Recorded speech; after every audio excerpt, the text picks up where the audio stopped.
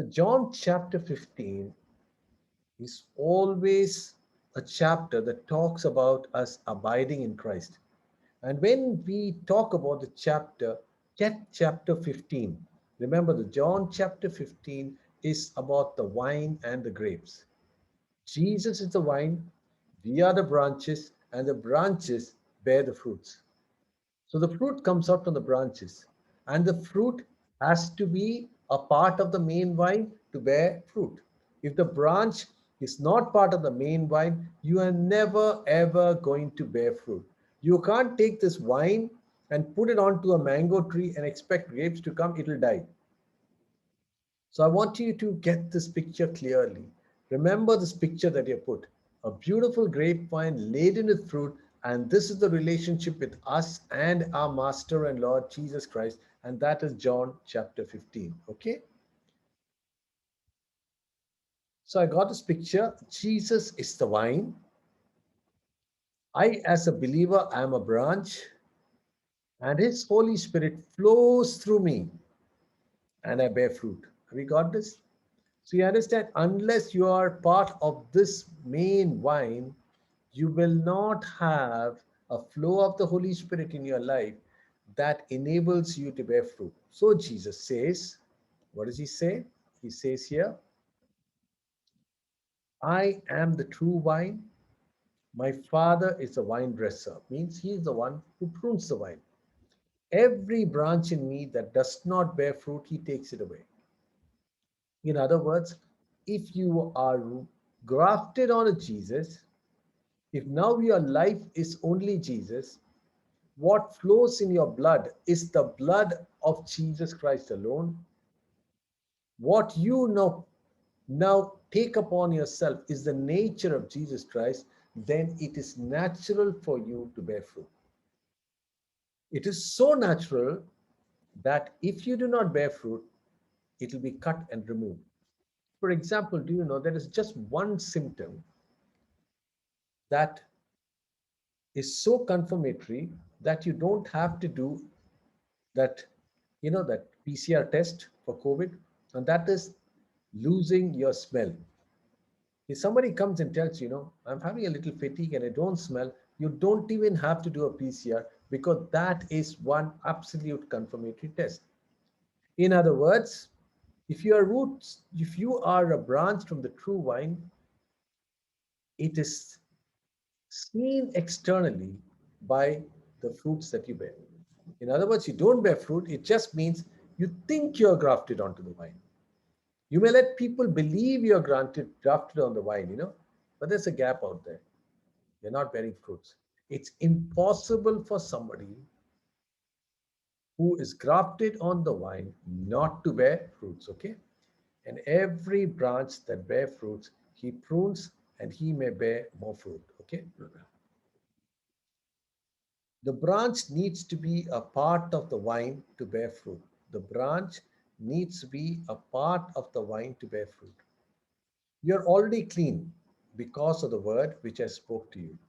Abide in me and I in you. He said, you are already clean because of the word I spoke to you. Abide in me and I in you. As the branch cannot bear fruit by itself unless it abides in the vine, neither can you unless you abide in me. The branch needs to be a part of the vine to bear fruit. So the key thing is abiding in Jesus Christ. So what is abiding in Jesus? The word abiding means to rest. Rest in Jesus Christ. To be a part of Jesus Christ. If I tell somebody, why don't you abide with me tonight? What does it mean? Stay in the same house tonight with us. It is getting into a relationship where you are part of that house. How can we abide in Jesus? Abiding in Jesus to a great extent will depend on how much time we spend with Jesus. How much time do you spend in worship? How much time do you spend in prayer? How much time do we read the word? All these are signs of abiding. And when you abide, you bear fruit. You get it? Sometimes it is very difficult to abide in Jesus. Our minds are distracted. Our thoughts are going here and there. Sometimes the worries of the world come and fill our mind and we can't abide. But if you have to bear fruit, we abide.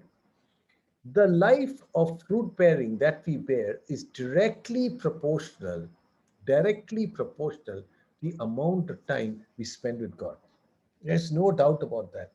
It's very important that we understand this truth, that we have to understand this truth, that we need to abide with God. There's no shortcut to it. The greatest men of God were not the people who spoke in tongues, not the people who did signs and wonders, were the people who spent a lot of time with God. And that is something that every believer has to understand. And that's why Jesus says that when you pray, shut the door of your room, and in that place of loneliness or where nobody else is there, then I will hear from heaven. Many Christians have a very poor prayer life. Many Christians. If you look at your own life, the time you start backsliding is directly linked to the time, how much time you spent in your prayer life. We have excuses that we are tired, we have excuses, we are exhausted. Even I do that all the time. Actually, when I look at my wife, I see she's got a much more organized prayer life. Part of the reason is because I go to work and I spend more time and I get tired. But the bottom line is, you can see the beauty of Jesus come as fruits in your life when you spend more time with Jesus. And there is absolutely no doubt about this, and there is no shortcut to it.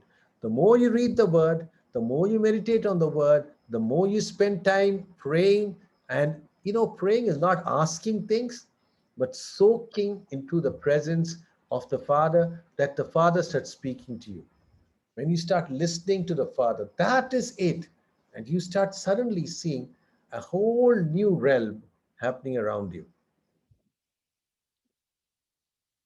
I am the vine, and you are the branches. He who abides in me, and I in him, bears much fruit. For without me, you can do nothing. So remember, when you prune, you never prune the vine, you only prune the branches. The vine is Jesus Christ. The branches are you and me. And every branch that does not bear fruit will be pruned. He who abides in me and I in him bears much fruit. He who abides in me and I in him bears much fruit. It's a statement. It's not may bear fruit, can bear fruit. No. He who abides in me, and when I abide in him, that branch will bear much fruit. For without me, you can do nothing. I am the vine and you are the branches. We've got to let that sink in. If I'm not bearing fruit, it only means one thing: I'm not grafted onto the vine. I'm not abiding in the vine. I'm close, but not abiding. I have to let the Spirit flow through me that I will start bearing fruits.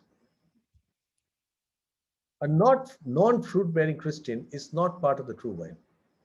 It's a statement, but you do understand this truth. We can pretend, we can shout a hallelujahs, we can scream from the pulpit, we can talk, but are you bearing fruits? Galatians chapter 5 talks about every fruit: love, joy, peace, long suffering. If that fruit is not coming out, if people cannot see that, if people cannot see that extraordinary love flowing from your life, there is a problem. And that's why Jesus says, if anybody does not abide in me, he's cast out as a branch and is withered. And they gather them and throw them into the fire and they are burned. So finally, there is no place except to be burned like a bonfire. If anybody does not abide in me, he's cast out. Last time I said, if you do not abide in me, you will not bear fruit. You can do nothing without me. Every branch that doesn't bear fruit is pruned and cut out. And now he says, if anybody does not abide in me, he's cast out. How do you know it doesn't abide in me? I don't bear fruits. So ask yourself this question: God, am I abiding in you? Am I bearing those fruits? Can people see the extraordinary nature of Jesus Christ flowing through me? That's the fruit finally. And every disciple will naturally bear fruit. If you abide in me and my words abide in you, you will ask what you desire and it shall be done to you. By this my Father is glorified, that you bear much fruit. So you will be my disciple. Every disciple bears fruit, much fruit. If you are not a fruit bearing Christian, it's time to look back and say, Lord, I don't think I'm a Christian at all. I just pretend to be a Christian and I got to get my act right. I want to kneel down right now and say, Father, come into my life. Father, I am messed up. Father, there is sin in my life and allow me to mingle completely with you, so much so there is nothing of me and everything is just you. That's what Paul will say, right? It's no longer me, but Christ who lives in me.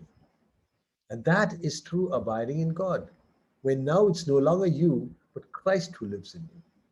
And the beautiful, beautiful aspect of that is you bear much fruits. Okay? I just talked about a t-shirt with the dream team. The dream team is the father and son together. As the Father loved me, I have loved you. Father loves you, I love you. So abide in my love. If you keep my commandments, you will abide in my love, just as I have kept my Father's commandment and abide in his love. It's a relationship of a father and a son. The Father has told me to keep his commandments, and I do it. I love my Father, and I just do it. And that's why I said if you truly want to be a Christian, you and Jesus are one team. You work together with Jesus. You make sure that you do everything which is constructive for the team and not detrimental. So your life will be a beautiful life that bears fruit. Abiding Christ is equal to joy. We talked about abiding Christ is makes you a fruit-bearing tree. These things I have spoken to you, that my joy may remain in you, and your joy may be full. How beautiful can that be? He says, I've spoken this so that my joy now flows into you. Why? Because you're the branch of the main vine. And the main vine flows with the joy of the Lord because that is the nature of the Holy Spirit. And when it flows into you, into that branch, my joy becomes your joy and your joy becomes full. No believer should be depressed, basically, because God's joy is flowing. Difficult times or good times, your joy is full because you know that you are not a citizen of this world. You know that you are a new creation.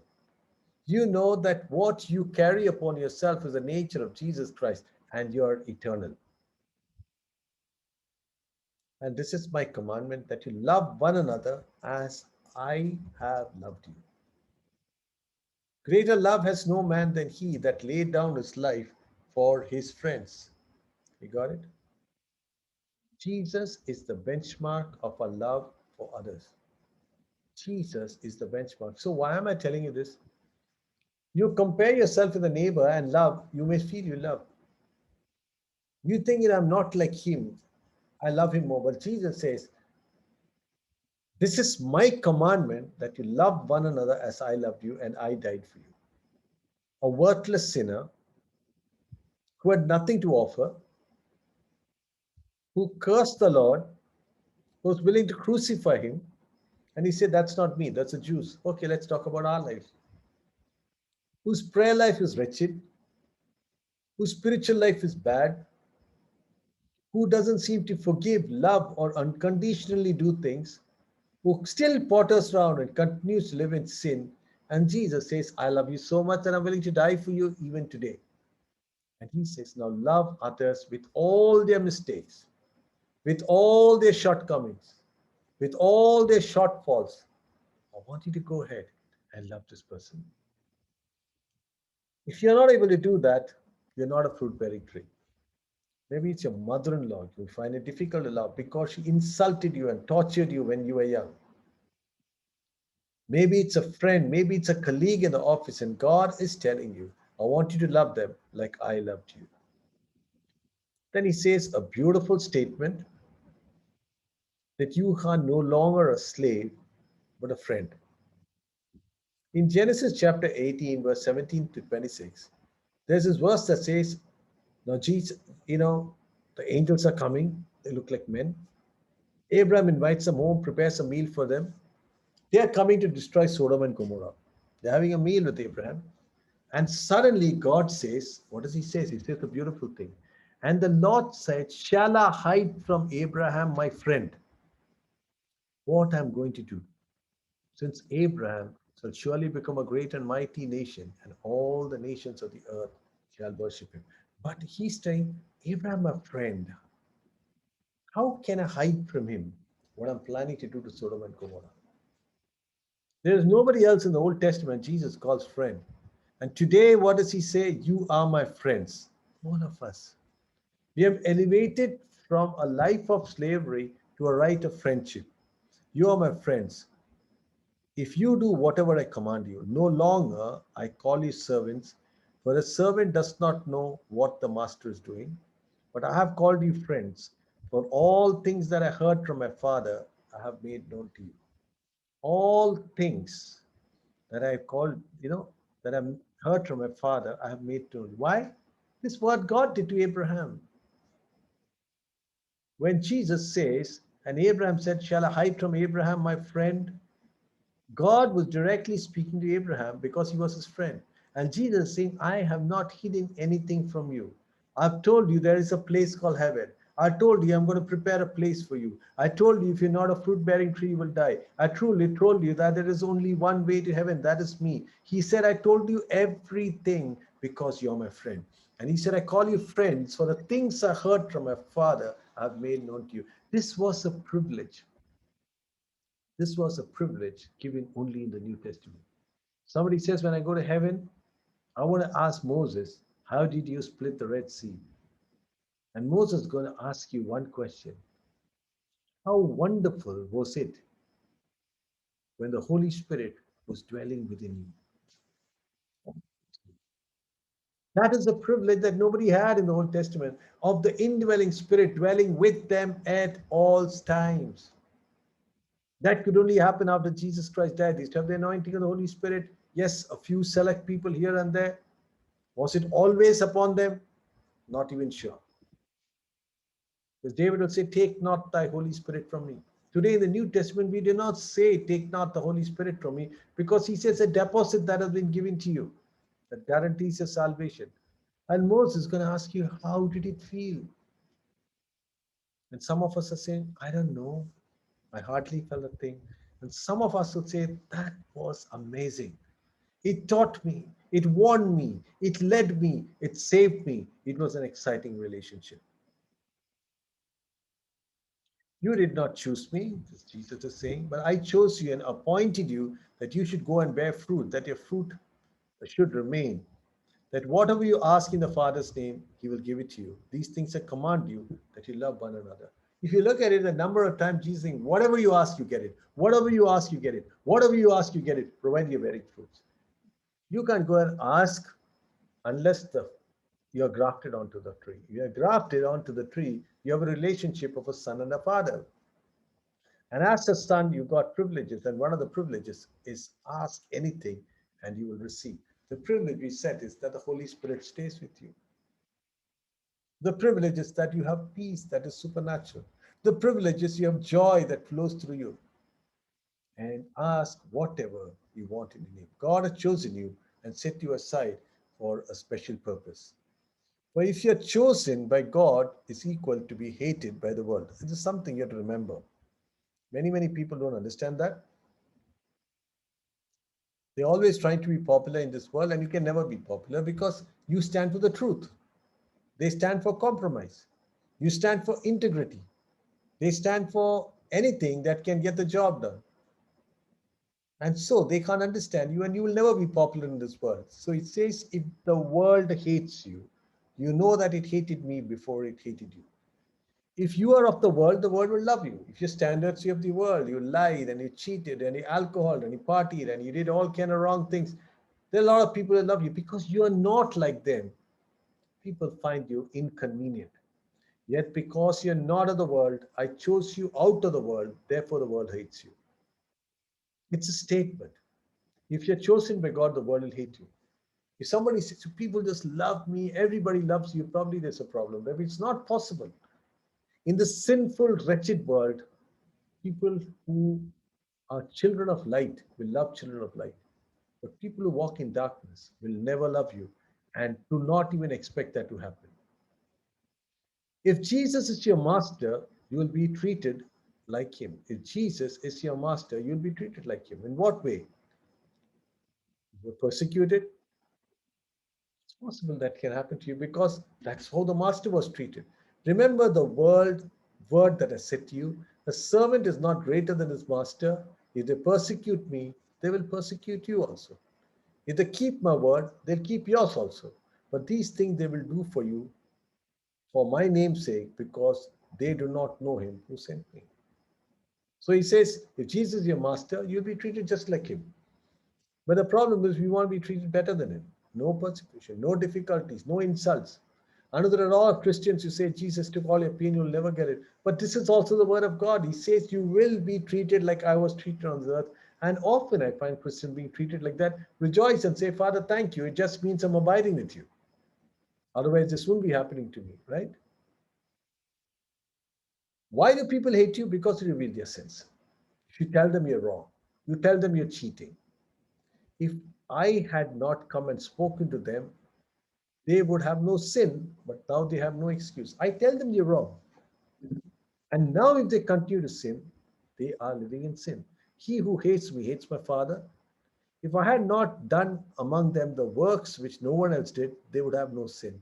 But now they have seen and also hated both me and Father. You go around telling people they're wrong because the Father tells that to you, and they will start hating you. But remember, God's words will never change. But this happened that the word may be fulfilled which is written in the law. They hated me without a cause. He's saying they hated me without a cause. I love people. I heal people. I gave them life. I gave them hope. I fed them. But yet they hate me because there is no cause for that, right?